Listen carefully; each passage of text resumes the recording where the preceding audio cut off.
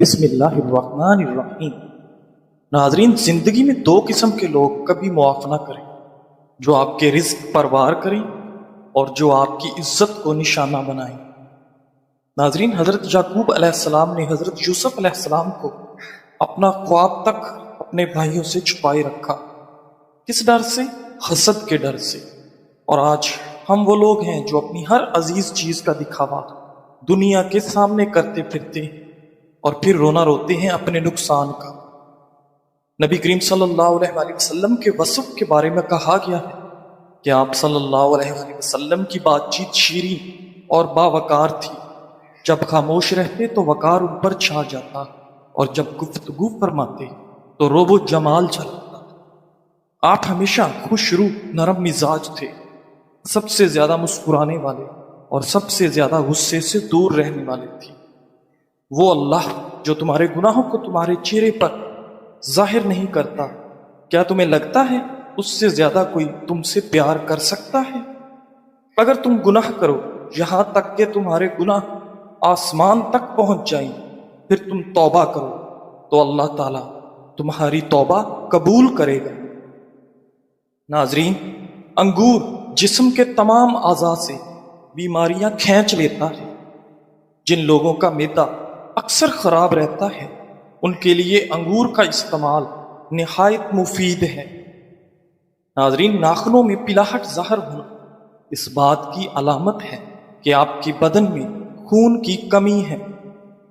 سونف والا دودھ رات کو سونے سے قبل پی لو، آپ کا رنگ گورا ہو جائے گا۔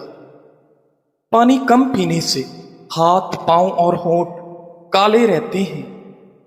کھجور ہاضمہ ٹھیک کرتا ہے، معدے کی سوزش اور دل کے درد میں نہایت مفید ہے۔ ناظرین، جو چیز تم سے رہ گئی وہ تمہارے لیے پیدا نہیں کی گئی، اور جو چیز تمہارے لیے پیدا کی گئی وہ تم سے کبھی رہ نہیں سکتی۔ ناظرین، کھانا کھا کر سو جانے کی عادت سے موٹاپا انسان کو جلدی گھیر لیتا ہے۔ صبح نہار میں گھاس پر چلنے سے نظر تیز ہوتی ہے۔ چہرے کا رنگ کالا پڑنے لگے تو چہرے پر کھیرے کا رس لگاؤ، چہرہ سفید گورا ہو جائے گا۔ ناظرین، جو لوگ اپنا وزن کم کرنا چاہتے ہیں وہ چکنائی والی چیزیں کثرت سے نہ کھائیں۔ چائے کے بعد پانی پینے سے اجتناب کریں، ورنہ آپ کے دانت کالے ہو جائیں گے۔ ناظرین، سر کے بالوں میں لیمو کا رس لگانے سے بالوں میں چمک آ جائے گی اور خشکی ختم ہو جائے گی۔ روزانہ صرف 3 کھجور کھانے سے جسمانی کمزوری سے چھٹکارا مل جائے گا۔ ناظرین، انسان کو محنت سے اتنی تھکاوٹ نہیں ہوتی جتنا لوگوں کے رویے اسے تھکا دیتے ہیں۔ اگر بھوک نہ لگنے کا مسئلہ ہو تو سیب کا سرکہ استعمال کریں اور آم کا اچار کھا لو۔ جب انسان یقین رکھتا ہے کہ جو کچھ ہوا ہے وہ اللہ کے حکم اور علم سے ہوا ہے تو وہ پریشان نہیں ہوتا اور دل میں مطمئن رہتا ہے۔ صبح چہل قدمی کیا کرو، یہ دل کی دھڑکن کو نارمل رکھتا ہے اور دل کی بیماریوں سے بچاتا ہے۔ نہانے سے قبل سر کے بالوں کو الگ سے دھو لیا کرو، اس سے بالوں کی سختی دور ہوگی اور بال نرم بھی ہوں گے۔ کیلے کا جوس پینے سے دماغ فریش ہوتا ہے۔ بند گوبھی کھا لیا کرو، یہ موٹاپا کم کر دیتی ہے۔ ناظرین، گلاب کا پھول سونگھ لینے سے ذہنی دباؤ میں کمی آئے گی۔ گھر میں نیلے کلر کا پینٹ کروائیں، گھر میں مچھر اور حشرات کبھی داخل نہیں ہوں گے۔ ناظرین گرامی، عرب کے لوگ کہتے ہیں صاحب فی الدنیا کا من تحب ان تلقاہ فی آخرتک، اس دنیا میں اس سے دوستی کریں جس سے آپ آخرت میں ملنا پسند کریں۔ کمزور افراد روزانہ کیلا کھانا شروع کر دیں، ان کا وزن بڑھنا شروع ہو جائے گا۔ ناظرین، کھانا کھانے کے بعد ضرور چہل قدمی کریں، چاہے کانٹوں پر ہی کیوں نہ چلنا پڑے۔ ناظرین، جو لوگ اپنا وزن کم کرنا چاہتے ہیں وہ کھانے کے بعد سونے سے گریز کریں، چکنائی والی چیزیں کم سے کم کھائیں اور کھانے کے بعد 50 कदम वॉक लाजमी करें। नाज़रीन ग्रामी, जोर जोर से हंसने वाले खुद एतमाद और तवज्जो के पसंद होते हैं। दूसरों की हंसी पर हंसने वाले नरम दिल और मुखलिस होते हैं। हंसते वक्त बार बार चेहरा छुपाने वाले शर्मीले और खुद में गुम रहने वाले होते हैं। आंखों में चमक के साथ हंसी असल खुशी की अलामत है। बगैर आवाज की हंसी रखने वाले अक्सर दिल के राज छुपाते हैं। हर बात पर हंसने वाले अक्सर जज्बाती अदम तवाजुन का शिकार होते हैं। मसनूई हंसी वाले अंदर से थके या दबाव में होते हैं। हंसी के साथ जिस्म को बहुत हिलाने वाले पुरजोश और बेसाख्ता फितरत के मालिक होते हैं। तंजिया अंदाज में हंसने वाले अक्सर एहसास बरतरी या अंदरूनी अदम तहफ़्फ़ुज़ रखते हैं। नाज़रीन ग्रामी, हज़रत इमाम मालिक रज़ी अल्लाह तआला अन्हु फरमाते हैं, तवाज़ु और तकवा दीन में है, ना कि लिबास में।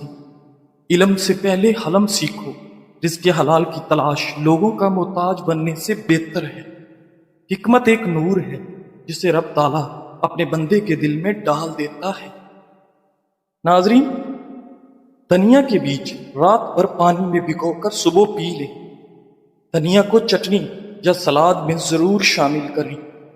धनिया बेचैनी और बेख्वाबी को कम करने में मददगार साबित हो सकता है। धनिया के अरक में कुदरती तौर पर सुकून करने वाली खुसूसियात पाई जाती हैं जो असाब को सुकून देती हैं। धनिया शुगर के मरीजों के लिए मुफीद है। ये इंसुलिन के अफ़ाल को बेहतर करता है और खून में शक्कर की मिकदार को मुतवाजन रखने में मदद देता है। नाजरीन, ये लबे लबे को इंसुलिन खारिज करने पर उबारता है जिससे शुगर लेवल कंट्रोल रहता है। अदरक शुगर को कम करने में मददगार है और ये सोजिश को भी मौसर अंदाज में कम करता है। मुल्तानी मट्टी जिल्द के साथ साथ बालों की सेहत के लिए भी फायदेमंद है। जिल्द के तमाम मसाइल का इलाज इसमें मौजूद है। मुल्तानी मट्टी न सिर्फ जिल्द की रंगत को निखारती है बल्कि जिल्द के बहुत से मसाइल जैसे खारिश, जलन से भी राहत पहुंचाती है। नाज़रीन, अगर आप चाहते हैं कि आपके चेहरे का रंग साफ सुथरा हो तो उसके लिए 2 चमचे मुल्तानी मट्टी दूध में मिक्स करके चेहरे पर लगाएं। नाज़रीन, अगर आप खुश्क दूध में मुल्तानी मट्टी और नींबू का रस मिक्स करके चेहरे पर रोजाना 20 मिनट तक लगाएंगे तो इससे जिल्द तरोताज़ा भी हो जाएगी और रंग भी निखर जाएगा। मुल्तानी मट्टी से जिल्द को ठंडक महसूस होती है, इसलिए अगर इसे चेहरे पर लगाया जाए तो ये सूजन में आराम देती है। मुल्तानी मट्टी मुर्दा खुलियों को हटाने में भी कारआमद साबित होती है। नाजरीन, माहिरीन सेहत के मुताबिक अगर आपको कोई चोट लग जाए और फौरी तौर पर फर्स्ट एड ना मिल सके तो करना यह है कि उसे पानी से धोने के बाद उस पर चंद कतरे शहद लगाएं और उसके बाद देसी घी लगाकर छोड़ दें। इस नुस्खे के ऐसे जादुई नताइज मिलेंगे कि आप खुद हैरान रह जाएंगे। कच्चे टमाटर के बीज पथरी का सबब बन सकते हैं, ताहम जिन लोगों को गुर्दे के मसाइल नहीं हैं उन्हें डरने की जरूरत नहीं, वो टमाटर खा सकते हैं। लेकिन इस बात का ख्याल रखें कि उनका इस्तेमाल मुनासिब मिकदार में किया जाए। इस बात का भी ख्याल रखें कि टमाटर के साथ दीगर ग़िज़ाएं भी खाएं। उसे अकेले और ज्यादा मिकदार में खाने से मसाइल पैदा हो सकते हैं। नाज़रीन गिरामी, इमाम बगवी रहमतुल्लाह अलैह फरमाते हैं कि मैं एक मरतबा काजी शरीफ की खिदमत में बैठा था कि उनके पास खलीफा महदी का बेटा आया और टेक लगाकर उनसे हदीस पूछी। आपने उसकी तरफ कोई तवज्जो न दी। लड़के ने कहा, आप खुलफा की औलाद की तौहीन करते हैं। आपने फरमाया, ये बात नहीं, असल बात यह है कि मैं इल्म की नाकदरी नहीं करता, उसका एहतराम करता हूं। शहजादा समझदार था, समझ गया और घुटने टेक कर हदीस दरियाफ्त की। काजी साहब ने फरमाया, हकाजा یطلب العلم یعنی ہاں اس طرح علم کو حاصل کیا جاتا ہے۔ ناظرین گرامی، امام مالک رحمۃ اللہ ایک مرتبہ حدیث پڑھا رہے تھے کہ بچھو نے انہیں کاٹا، اور ایک بار نہیں بلکہ 11 مرتبہ کاٹا، مگر آپ نے ذرا بھی آہ نہ کی اور برابر حدیث بیان کرتے رہے۔ جب امام مالک پڑھا چکے تو خادم نے دریافت کیا کہ اثناء درس آپ کے چہرے کا رنگ کیوں بدل رہا تھا؟ تو فرمایا، بچھو نے مجھے 11 بار ڈنک مارا، لیکن میں نے حدیث نبوی صلی اللہ علیہ وآلہ وسلم کے ادب کی وجہ سے نہ اٹھا، اب اسے تلاش کر کے مار ڈالو۔ چنانچہ تلاش کر کے مار دیا گیا۔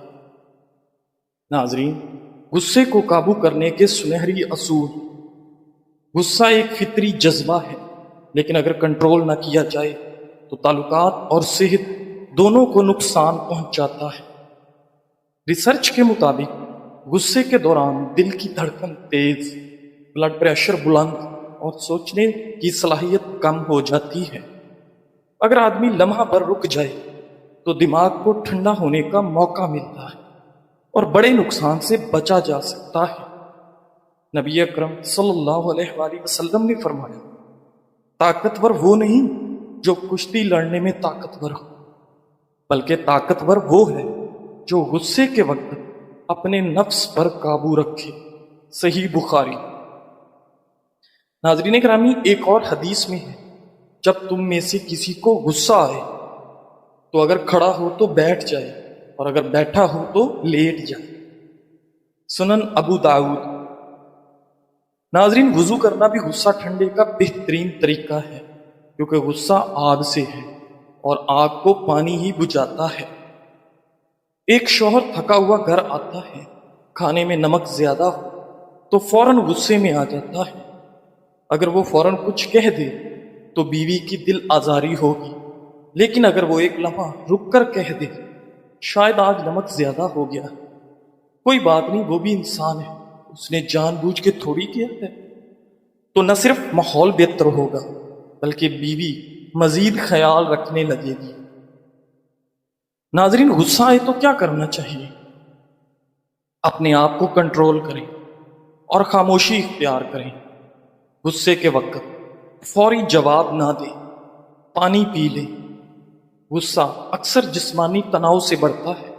موضوع بدل دیں، جھگڑے کو آگے نہ بڑھائیں۔ اگر بہت زیادہ غصہ ہو تو وضو کر لیں، جسمانی طور پر ٹھنڈک دل کو سکون دے گی۔ سانس کی مشق کریں، 10 سیکنڈ تک گہری سانس لے کر چھوڑیں، جگہ چھوڑ دیں، بعد میں بات کریں۔ اگر بات ضروری ہو تو غصہ ٹھنڈا ہونے کے بعد کریں۔ ناظرین گرامی، 7 قسم کی عورتوں سے شادی نہ کرو۔ ایک عربی نے اپنے بیٹے کو وصیت کی کہ ان 7 قسم کی عورتوں میں سے کسی ایک سے بھی نکاح نہ کرنا۔ نمبر 1، انانا، وہ عورت جو کثرت سے شکوہ شکایت کرتی ہو، تھکاوٹ کا اظہار کرتی ہو۔ نمبر 2، منانا، وہ عورت جو اپنے کاموں پر احسان جتلاتی ہو کہ میں نے یہ کیا، میں نے وہ کیا وغیرہ۔ نمبر 3، حنانا، وہ عورت جو اپنے پہلے خاوند کا ذکر کرتی رہتی ہو، یعنی میرا پہلا شوہر ایسے کرتا تھا، ویسے کرتا تھا، اس میں یہ اچھائی تھی۔ نمبر 4، حداقہ، وہ عورت جو ہر شے کو دیکھتے ہی اس کی طلب کر لے، یہ شے بھی خرید لوں، وہ بھی خرید لوں، یہ بھی میری ہو جائے، وہ بھی میں لے لوں۔ نمبر 5، براکہ، وہ عورت جو ہر وقت بناؤ سنگار میں لگی رہتی ہو، جس کا اکثر وقت منہ صاف رکھنے اور کپڑے تیار کرنے میں گزرتا ہو۔ نمبر 6، شداکہ، وہ عورت جو سخت کلام ہو، جس کا زبان کڑوی ہو، جس کا لہجہ سخت ہو۔ اور نمبر 7، کنانا، وہ عورت جو ہر وقت اپنے باپ کی تعریف کرتی ہو، میرا باپ یوں تھا، میرے ابو یوں کرتے تھے، یہ کرتے تھے، وہ کرتے تھے۔ بہترین عورت وہ ہے جو اپنی عادات و اطوار، خاص طور پہ اپنے ماں باپ کے خاندان کے طور طریقے بھلا کر آئے۔ عیون الاخبار میں خالد بن صفوان کا قول منقول ہے، من تزوج امراتن پر فلیتزو وجہ عزیزتن فی قومہا ذلیلتن فی نفسہا، جو کسی عورت سے شادی کرنا چاہے تو وہ اس عورت سے شادی کرے جو اپنی قوم میں عزت والی اور اپنے آپ میں ذلت والی ہو، یعنی لوگوں کی نگاہ میں انتہائی معزز ہو اور خود عاجزی و انکساری کرنے والی ہو، خود پسندی میں مبتلا نہ ہو، مالداری سے متکبرہ نہ ہو، اعلیٰ حسب و نسب پر فخر کرنے والی نہ ہو۔ الغرض عورت کو ساری دنیا کے سامنے عزت والی اور شوہر کے سامنے عاجزی کرنے والی ہونا چاہیے۔ ناظرین گرامی، اگر اللہ تعالیٰ نے آپ سے وہ کچھ لے لیا جسے کھونے کا تم نے کبھی تصور بھی نہیں کیا تھا، تو یقیناً وہ بدلے میں کچھ ایسا بھی عطا کرے گا جسے پانے کا تم نے کبھی سوچا بھی نہیں ہوگا انشاءاللہ۔ اللہ ہمارے غموں اور پریشانیوں کو سمجھتا ہے اور ہمیں اپنی رحمتوں سے نوازتا ہے۔ مایوس کبھی نہ ہونا، جن کے لیے مشکلات زیادہ ہوتی ہیں ان کے لیے رب کی محبت اور انعام بھی زیادہ ہوتے ہیں۔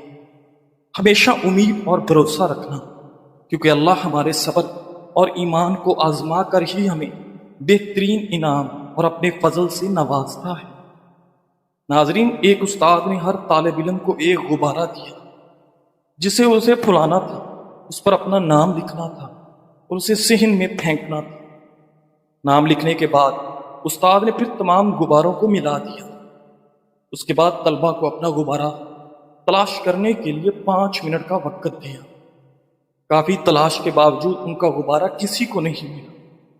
اس موقع پر استاد نے طلبہ سے کہا کہ وہ پہلا غبارہ لیں جو انہیں ملے اور اسے اس شخص کے حوالے کریں جس کا نام اس پر لکھا ہو۔ 5 منٹ کے اندر سب کے پاس اپنا اپنا غبارہ تھا۔ استاد نے طالب علموں سے کہا، یہ غبارے خوشی کی طرح ہیں، اگر ہر کوئی اپنی خوشی کی تلاش میں ہے تو ہمیں یہ کبھی نہیں ملے گی، لیکن اگر ہم دوسروں کی خوشیوں کا خیال رکھیں گے تو ہم اپنی بھی خوشی تلاش کر لیں گے۔ ناظرین گرامی، بعض اوقات اتنی شدت سے نزلہ ہوتا ہے کہ ناک اور آنکھوں سے پانی بہنے لگتا ہے، اس کے ساتھ ساتھ چھینکیں بھی بہت زیادہ آتی ہیں اور مریض کوئی کام بھی نہیں کر پاتا، اتنی زیادہ تکلیف ہوتی ہے۔ ایسی صورتحال میں 5 عدد لونگ اور 1/4 چمچ خشخاش کو پانی میں اچھی طرح جوش دیں اور پھر اسے نیم گرم حالت پر آنے دیں۔ اب اس میں شہد ملا کر اس پانی کو نوش فرما لیں۔ اس قہوے کے 2 کپ پینے سے ہی بہتا ہوا ریشہ اور چھینکوں کی کثرت دور ہو جائے گی اور آپ خود کو تندرست اور توانا محسوس کریں گے۔ ناظرین گرامی، کسی کو کچھ دینے میں حد سے نہ بڑھو، ورنہ یہ حق بن جاتا ہے۔ اگر آپ اپنی وسعت سے بڑھ کر دیتے رہیں اور سخاوت کو دوسروں کے لیے معمول بنا دیں تو وہ اسے احسان نہیں بلکہ اپنا حق سمجھنے لگیں گے۔ اصل سخاوت وہ ہے جو اعتدال میں ہو، جس سے آپ کا دل بھی ہلکا رہے اور دوسرا شخص بھی خوددار بنے۔ زندگی کے راستے ہمیشہ ہموار نہیں، کہیں کانٹے ہوتے ہیں، کہیں اندھیرے اور کہیں تھکن کا احساس، لیکن اگر دل میں رب پر یقین ہو تو ہر رکاوٹ ایک سبق بن جاتی ہے اور ہر اندھیرا روشنی کی طرف لے جانے والا راستہ۔ ناظرین، کبھی کبھی بس اتنا کافی ہوتا ہے کہ آپ ایک لمحے کے لیے رک کر مسکرا دیں اور رب تعالیٰ کا شکر ادا کریں کہ وہ آج بھی ہمیں توفیق دے رہا کہ ہم آگے بڑھ سکیں۔ جزاک اللہ۔